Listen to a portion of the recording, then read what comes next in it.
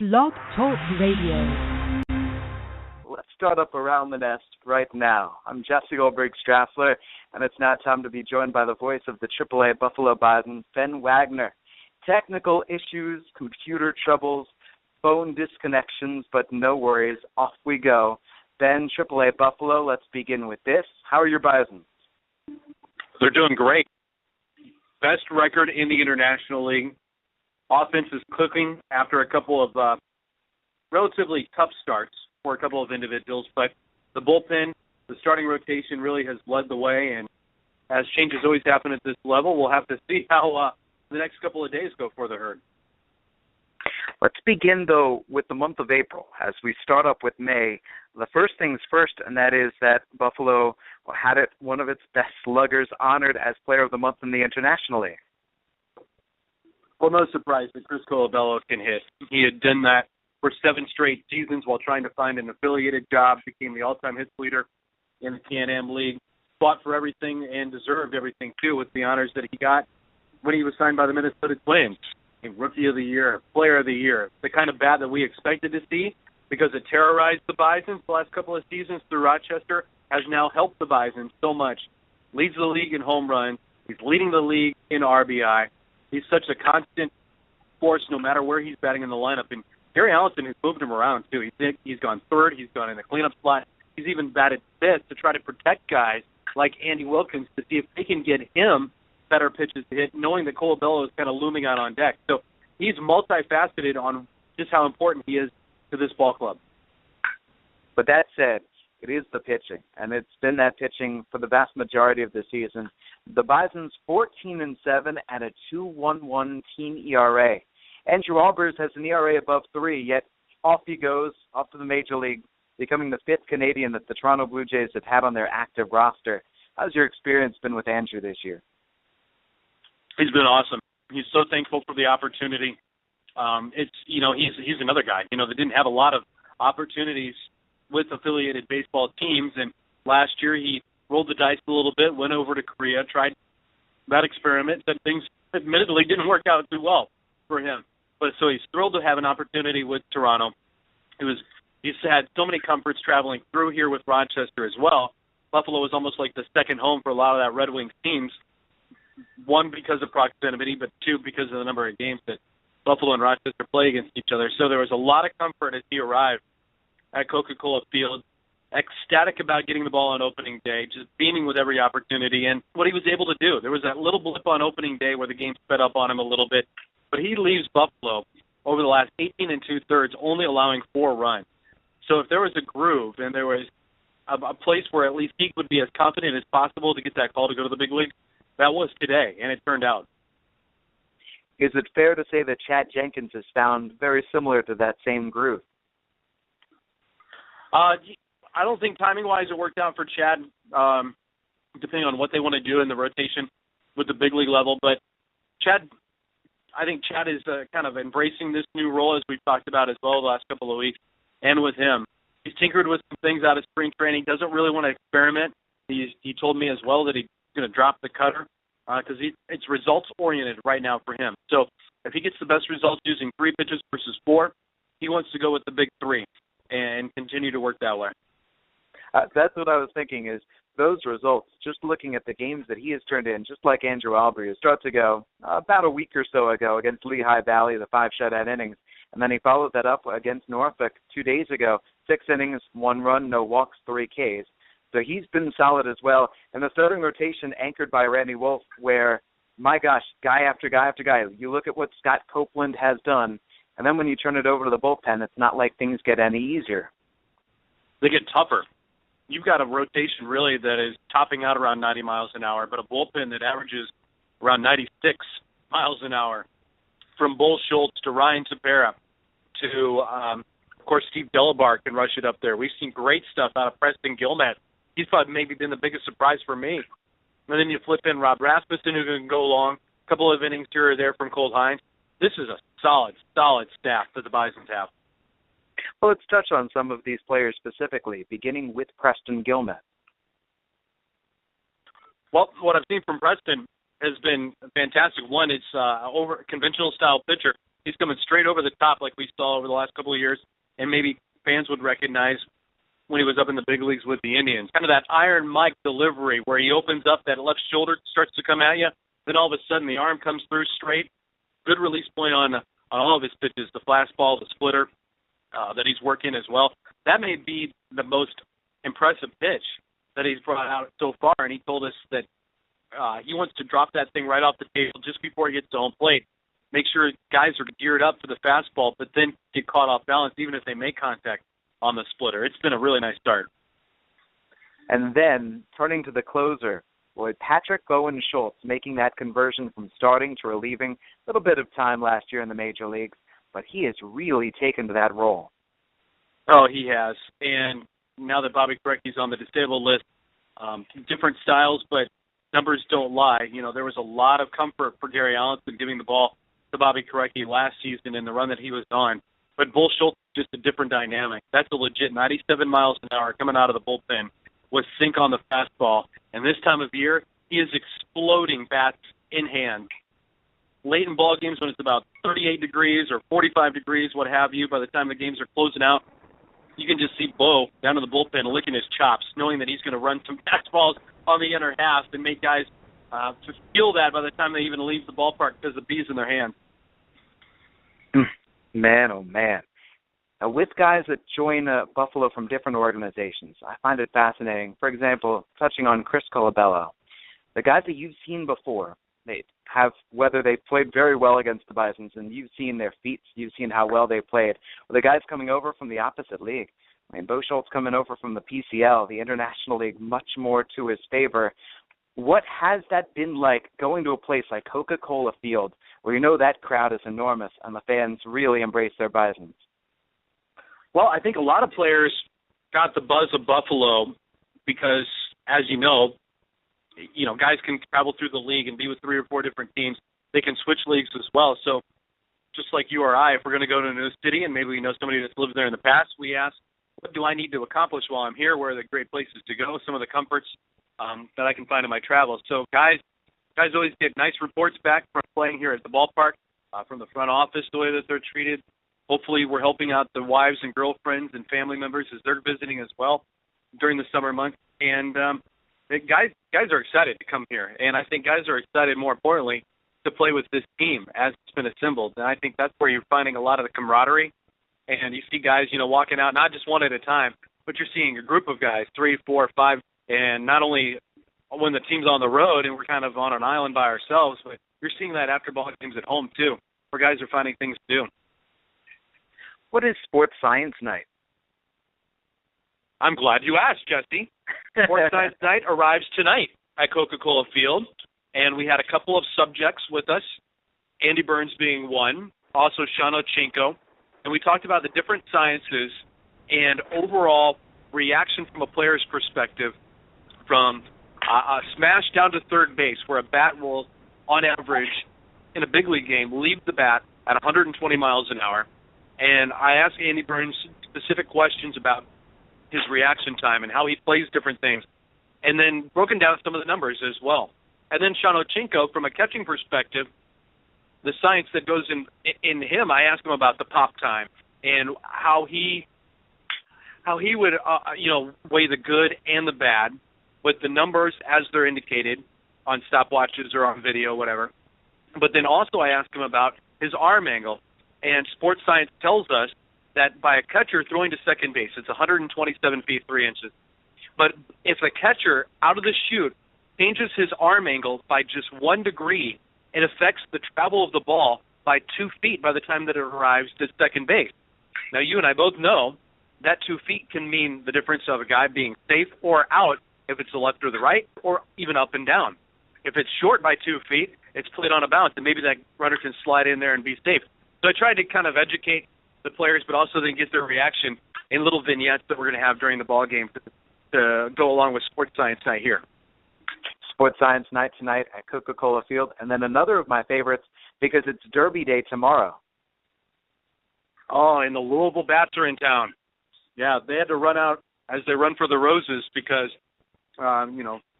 Louisville, Kentucky will be nuts. They're out of the Commonwealth. They're going to be here over the next 3 days. And Derby Day raced theme promotions all game long. And I haven't seen the most recent numbers, but I don't think things are looking good for celery.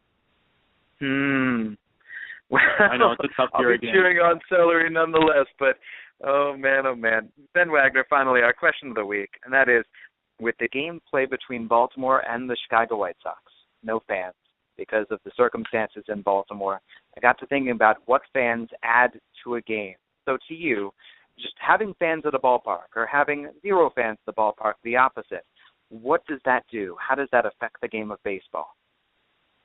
I don't know that it affects the players as much as it enhances our broadcast.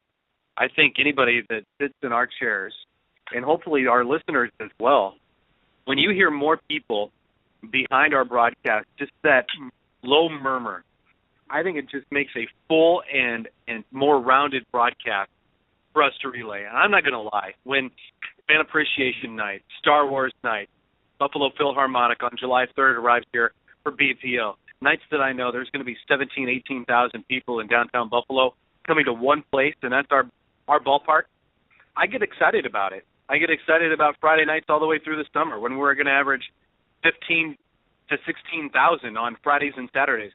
So from a broadcast perspective, I know my energy level raises because I know the broadcast just sounds better, and it sounds more like what you would expect tuning into a big league broadcast. I know exactly what you mean. I've called games. We just had a couple of games not too long ago where there were a couple of fans scattered throughout the stands in Lake County, but that atmosphere on a big night, that really takes it to another level, and it's contagious, the energy, especially in that situation. Let's say the 7th inning, the 8th inning, a guy gets ahead in the count. You can feel everything rising upward. Absolutely, and that's what you want, too. All this stuff happens laid out in terms of entertainment 1 through 9, but hopefully your games then dictate the excitement in the ballpark in that 7th and 8th, 9th innings. And if you're a passionate fan and you've been tracking the success of this team comes around, you're hoping Bull Schultz is standing up in the bullpen.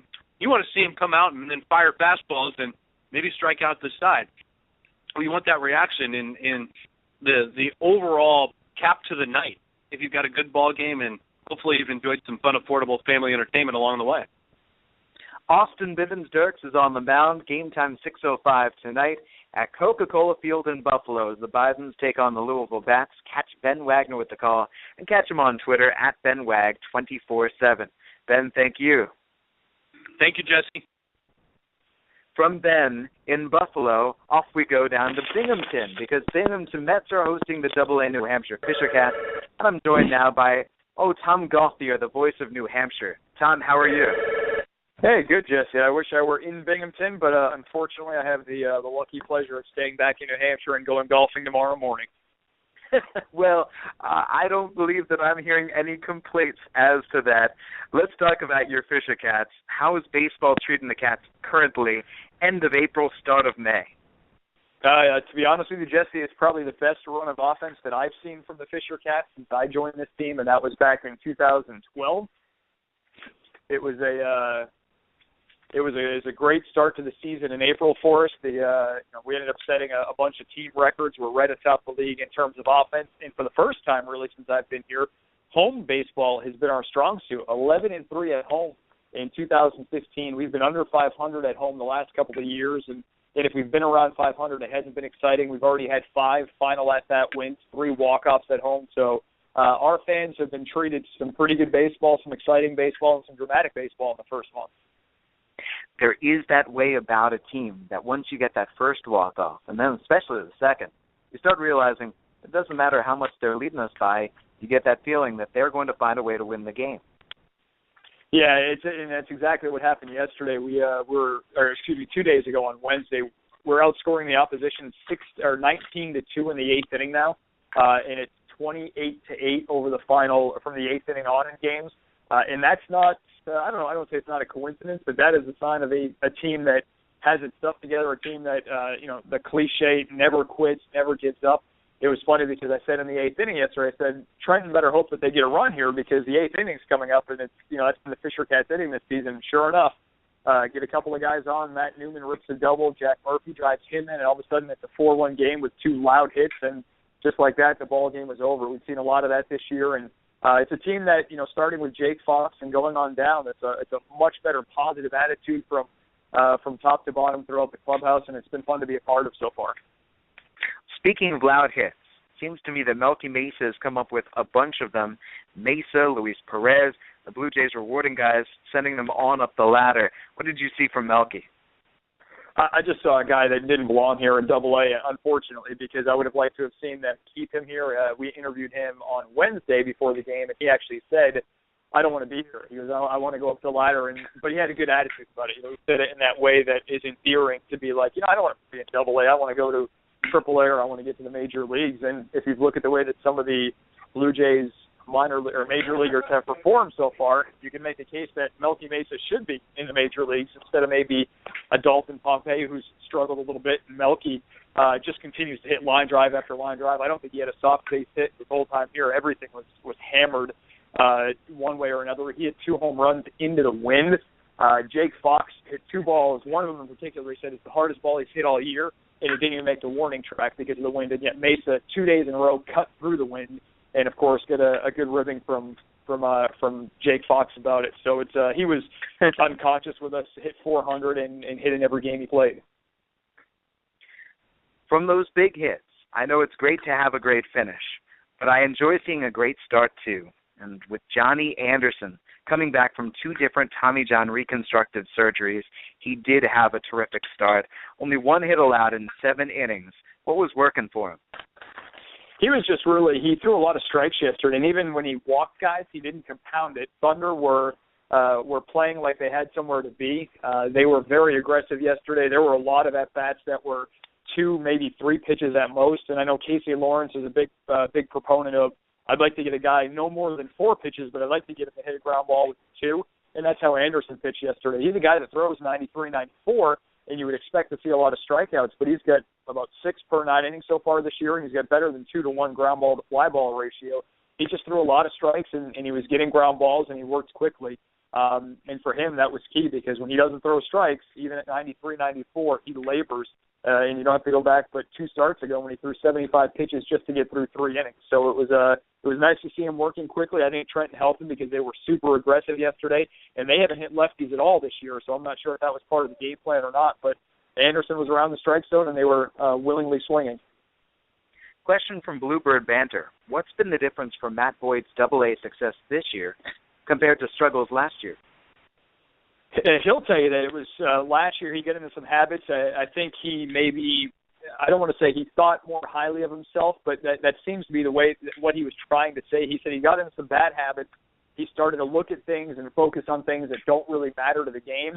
And, reading between the lines, it sounds like maybe he believed the hype a little bit. And I think he may have said those direct words at some point. So I think he you look at his start in Dunedin last year, 37 strikeouts, 31 innings, 1 earned run, which came on a home run, 1 run period, gave up 18 hits. He was unconscious. He was the best pitcher in minor league baseball statistically in the month of April last season. So when he came up to Double-A, I think, there were a lot of different factors. I also think that he just psyched himself out. I think he amped up too much. He started to lose focus. He was pressing, and then once he had that 1 bad outing, it just kind of went downhill from there.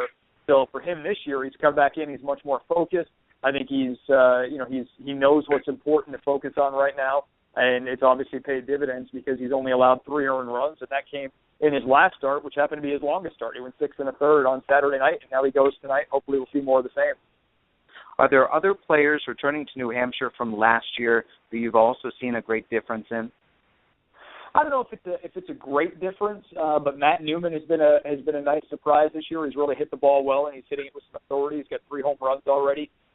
Driving in some runs as well. He's 15 RBIs, I think it is, after 2 big ones yesterday. I think he's the guy that maybe I've noticed the biggest surprise in. I think he's a positive guy around the clubhouse, and I don't know what it is about Jack Murphy, but it seems like a guy that's, and again, maybe he's playing more, so it's a byproduct of that, but he seems to be a guy that's really locked in and really focused this year, so much so that he actually dropped switch hitting. He's only hitting left-handed now because he said, I'm getting more playing time, so I want to make sure that I'm taking full advantage of it. So he dropped hitting right-handed this last homestand, And all he did was have 9 walks and 4 hits in 3 games in the homestand, 9 walks and 5 or 6 hits in the homestand. He had 4 of those against Trenton. So he got on base something like 13 times in a span of 6 games just by switching to left-handed hitting, and then had the big double yesterday. So he's really taken he just seems to be a much, I guess mature is not the right word, but he has a better presence about him this year, and he's really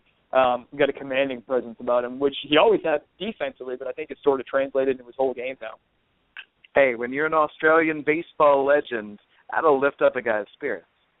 And he is as big a legend as it gets down there. I'm pretty sure Jack Murphy could go to Australia and if not win a mayoral election in Canberra, he would certainly get some votes. Love it. Tom, our question of the week. How does fans add to a game, or how does, whether it's a big crowd, how does it affect, or the lack of a crowd, how does it affect the baseball game? Well, I think as Ben had mentioned, I caught the end of his answer to the same question, and I think a lot of it is just the ambiance that goes in behind the microphone. But I do think in the stadium, as a fan and as a minor league baseball employee, just adds an energy to the game. If the players don't feed on it, which I actually think they do, I think the players notice it. When there's a big crowd, they may not be more amped up, but I think they're definitely more in tune with it. And when there is a smaller crowd, I think that it's they don't necessarily play less hard for the team or hard for the fans, but I think that there's a noted difference in their energy when they get on base and they hit a big double and the crowd's going wild. You'll see a guy pump his fist at second base, whereas normally he may just clap a few times and be excited. So I think they feed off that in the big moments. On the everyday pitches, I don't think they really notice it. But then again, for the fans and for front office staff, the ballpark is so much better when there's a buzz. It's loud. You have to crank the music up. You have to, have better PA announcements. There's more energy. If you do a promotion on the field, you'll get more laughs, so you'll have more fans cheering for it. So to me, it makes a world of difference. I mean, we've all been there, especially in this Blue Jays affiliation. We're all north of the Mason-Dixon line, so April and May can be cold sometimes. We've all been there where you can count the fans in the stands on 2 hands and 2 feet and probably have a few fingers or a few digits left over. So, it's nice to see when the fans are there, because it definitely gives it a lot more energy, not only on the radio, but, coming from a business side of things, it definitely creates a better buzz in the ballpark altogether. The fans will be returning to Northeast Delta Dental Stadium. Next homestand Friday, May the 8th, all the way through Wednesday, May the 13th. Go to nhfishercats.com for the latest. And meanwhile, you can find Tom Gauthier on Twitter, TomGauthier21. Tom, thank you. Thanks, Jesse. From Tom Gauthier in AA, I'm Jesse Goldberg-Strassler. This is Around the Nest. Jay talking our way around the Toronto Blue Jays minor league system. Well, earlier today, the Toronto Blue Jays promoted Dickie Joe Thon from Single-A Lansing up to A Advanced Dunedin. I had the chance to catch up with Dickie earlier this week. Here's a conversation. Dickie Joe Thon. With Dickie Joe Thon, I'm Jesse Goldberg-Strassler on Lansing Lugnuts pregame. Dickie, first thing, what did you gain from last season? Oh, just, knew what a full season required and all the preparation and work and whatnot. How did you spend the off season? I played a winter ball in Puerto Rico and spent my time in Puerto Rico. It was good. A lot of work, a lot of fun. Had you played for that team before? Yes, it was my second year with them. We won winter ball over there, so it was a really good experience. Wait, you won the championship. How was that? It was a lot of fun. It's a great team, great atmosphere. I played with some friends and stuff, so it was really good atmosphere. Which team? Santurce Crappers. How did you sign on with them? Oh, well, when I signed professionally when I was 18, you're eligible for the draft in Puerto Rico, so I've been playing there since I was 18. So just been traded a couple teams just in and there, so it was fun. Did that get you into the Caribbean Series? No, I did not make the team, but seeing the team and seeing most of the guys there I played with it was really fun. And the Caribbean Series was in Puerto Rico this year, so it was fun. The atmosphere of baseball in Puerto Rico, especially as the games get big, what's it like? Oh, it's intense. It's really fun. You're playing against a bunch of guys you've known, and the fans. It's all people you've known when you were little too. Like people you played with, coaches, random fans. It's really fun. Who's the best player you've ever played either with or against? Oh, best player I've ever played with or against. Man, so many guys. You don't have to name one. You can just name them all. Yeah, there's a couple of hitters that I played with when I was little, just like the guy named Pedro Valdez. When I first came up, the guy was just impressive with the way he hit, and I don't know, there's a lot of guys you see, and it's really fun. We played against Ivan Rodriguez one year when he was trying to make a comeback. That was really fun. We played against him and stuff. So there's a lot of guys you see. It's really cool.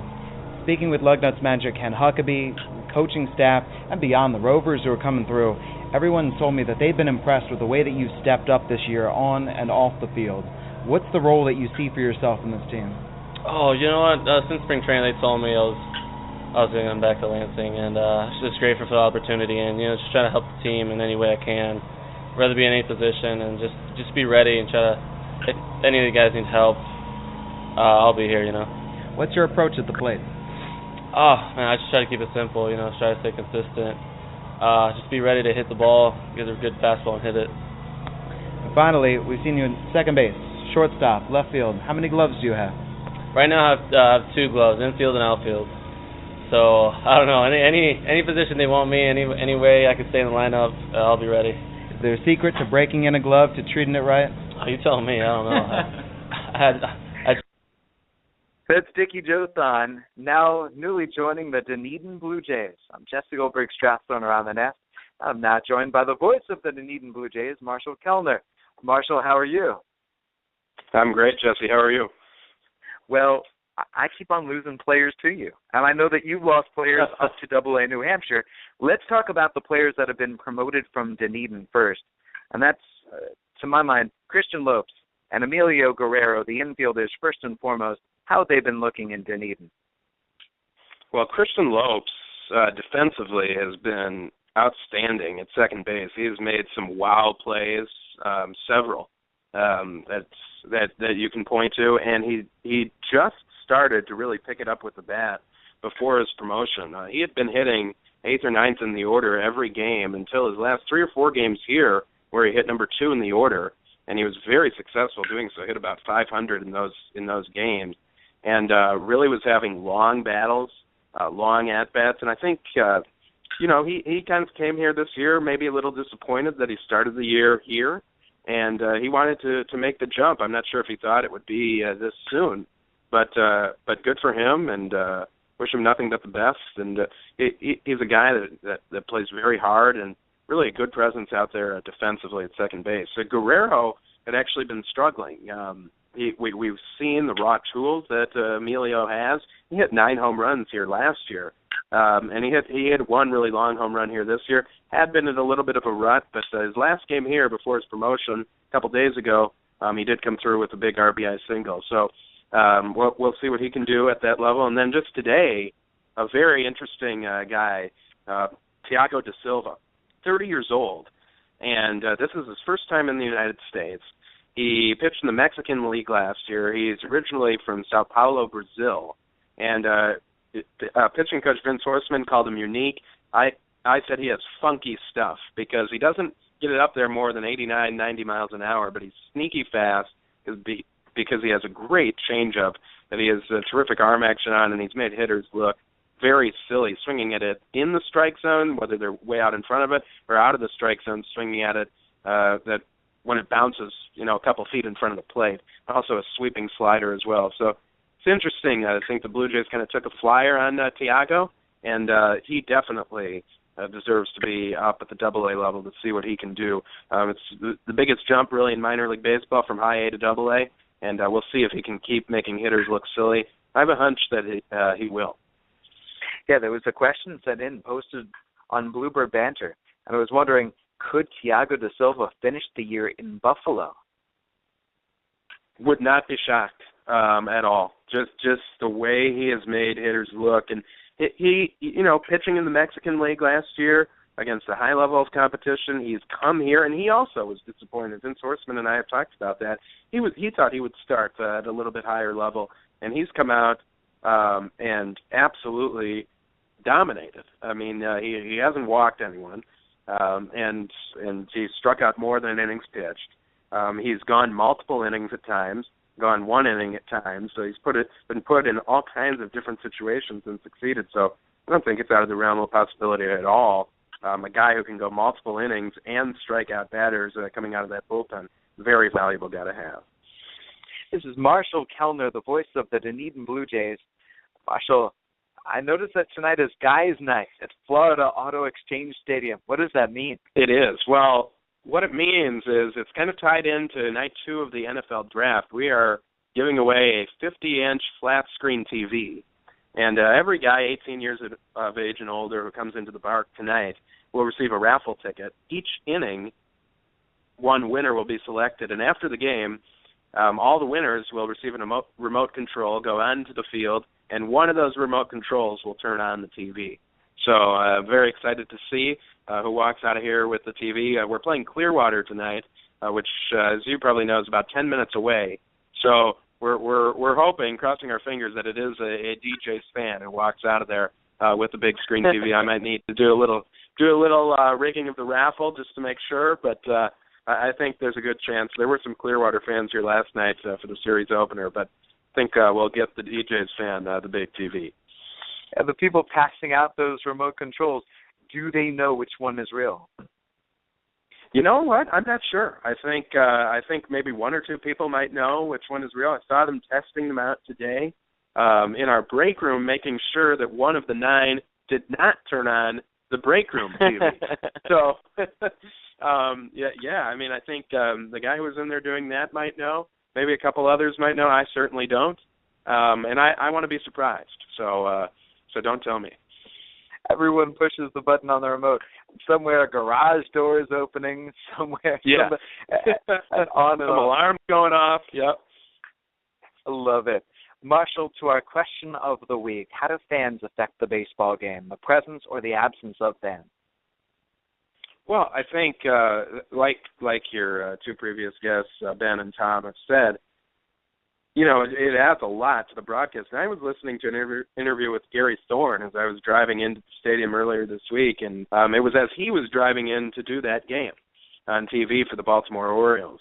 And he said he didn't really know how he would react, And I think even more so for radio guys like us, it allows you to let the game breathe a little bit. But if there's just silence, you probably need to talk a little bit more than you might otherwise. I think it's an interesting dynamic for a radio broadcaster. I do think the players do feed off the fans, especially at parks like San Francisco, at parks like the Buffalo Bisons, so where Ben was saying, they average 15,000 to 18,000 a night at times. So I think players do feed off that. Maybe not as much at say Marlins, the Marlins Stadium as they do at AT&T in San Francisco or at Wrigley Field, just to name a couple, Busch Stadium in St. Louis. But I think just the murmur in the crowd, when the fans are into the game, it does rev up the players a little bit. There's no question about that. I don't think it plays as much of a role in the outcome of a game as, say, it does in football or even basketball. But it definitely adds to a broadcast, gets you more geared up, and I think it's well publicized. The Florida State League doesn't draw particularly well, but those nights when we have had bigger crowds and been to some road games where there's been bigger crowds in Daytona and Clearwater, for example, it does get you a little more geared up and makes you want the team to do better, even a little more than you normally would. It adds a lot, and sure, it was a strange atmosphere in Baltimore. Did you see the clip of Gary Thorne delivering in his master's voice baseball play-by-play as Adam Jones is doubling to center field? Yeah, and I also saw the big home run in the first inning, their 6-run first inning when he's getting fired up. And I also saw Chris Davis launch the ball into the stands to nobody in particular. Someone was signing autographs in the front row to the invisible fans. Caleb Joseph. Yeah, Caleb Joseph, yeah.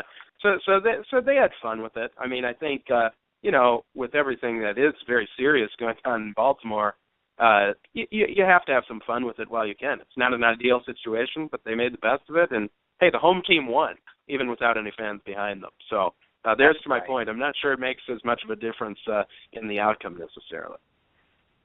This is Marshall Kellner, the voice of the Dunedin Blue Jays. And if you'd like to find Marshall on Twitter, all you have to do, find him, Marshall Kellner. There are 2 L's at the end of Marshall. There's 1 L in the middle of Kellner. The Dunedin Blue Jays are online at DunedinBlueJays.com. Final game of their homestand is today, and they got to go to Clearwater, but they'll be back home soon enough. You can catch them again at Dunedin against Lakeland Thursday the 7th through Saturday the 9th against the Flying Tigers. Marshall, do you have any questions about my single-A Lansing Lugnuts? Well, I heard your interview with Dickie Jothan. Very interesting background playing in Puerto Rico. What has he improved on mainly from last year to this year? Yeah, that was played for you. I figured today was a good day to talk about Dickie Joe because he had earned that promotion. Last year, you know what, he was a part of the team, but whether he'd play left or play short or played second, it was the sort of guy who it was good to have him in the lineup, but not like this year. Now you needed to have Dickie Jothan's bat somewhere there, and his defensive versatility, whether playing the outfield or playing the middle infield. Think about a Ben Zobrist type to go along with great power from the right side, especially opposite field power.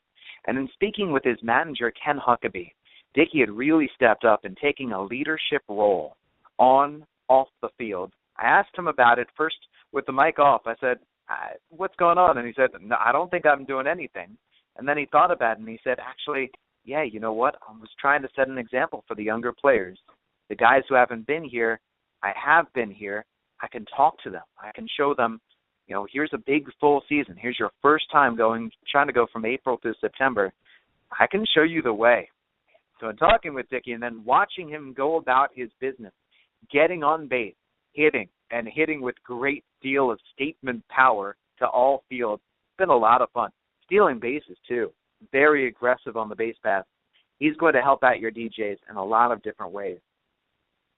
Well, I think, and if thank you for that. And if the DJs need any help, it's definitely either in the starting rotation or with the bats. I mean, we had about 4 really good games at the beginning of this homestand where the offense was on fire. But other than that, just 2 runs the last 3 games and the 3-game losing streak, and just gone through long droughts offensively. So it's welcome news that another bat is arriving, and hopefully, sometimes one bat can really spark an offense, and he's in the lineup tonight batting second and playing second, so we'll see what he can do. I got to tell you, too, so Justin Schaefer is going up the ladder right with them. I don't know if Schaefer is going to be used in the starting rotation. He was not used in the rotation here in Lansing, but he could have been. He was the player who followed Sean Reed-Foley to the mound, and he ate up innings with such ease.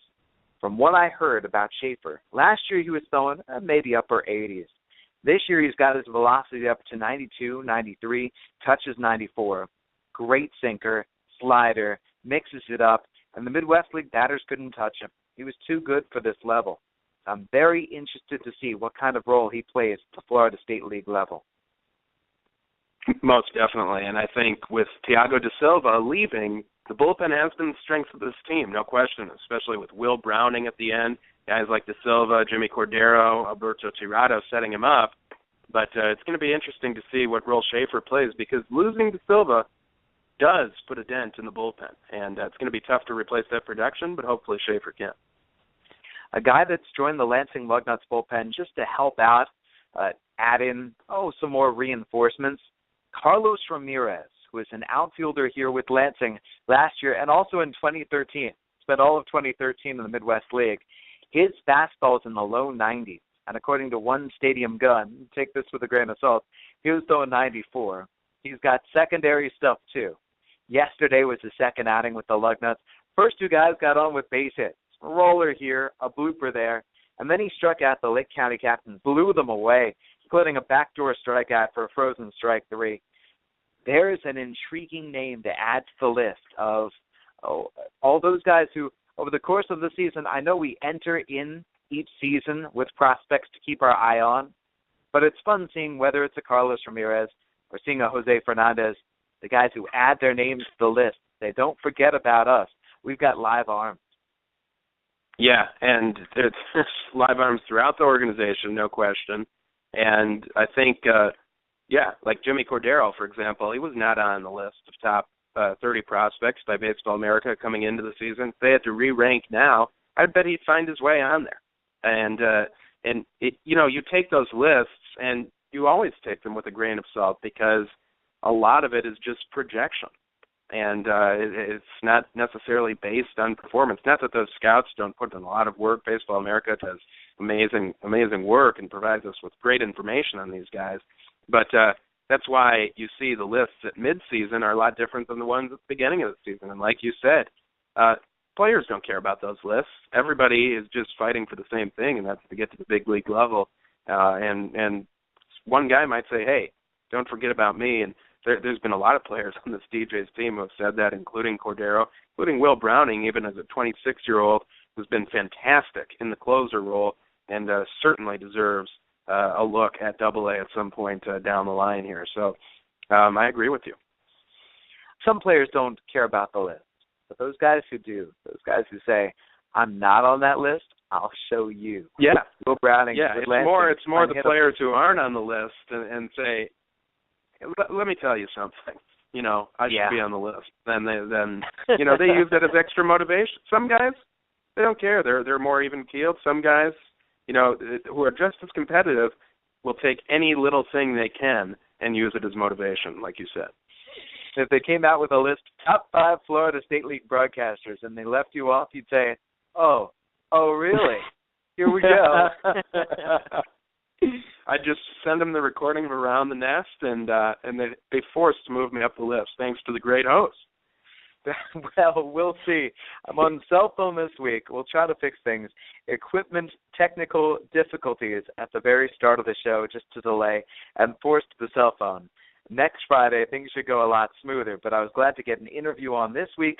We'll keep on playing interviews for you as the weeks go along, and also we'll get in some highlights from these games as the weeks go along. For this week, Marshall, let's call it a week, and let's look forward to the weekend and then the week ahead of baseball. Sounds good. Thanks a lot, Jesse. For Marshall Kellner in Dunedin, Tom Gauthier in New Hampshire, and Ben Wagner at AAA Buffalo, I'm Jesse Goldberg-Strassler, and this has been Around the Nest, Jay talking our way around the Toronto Blue Jays organization.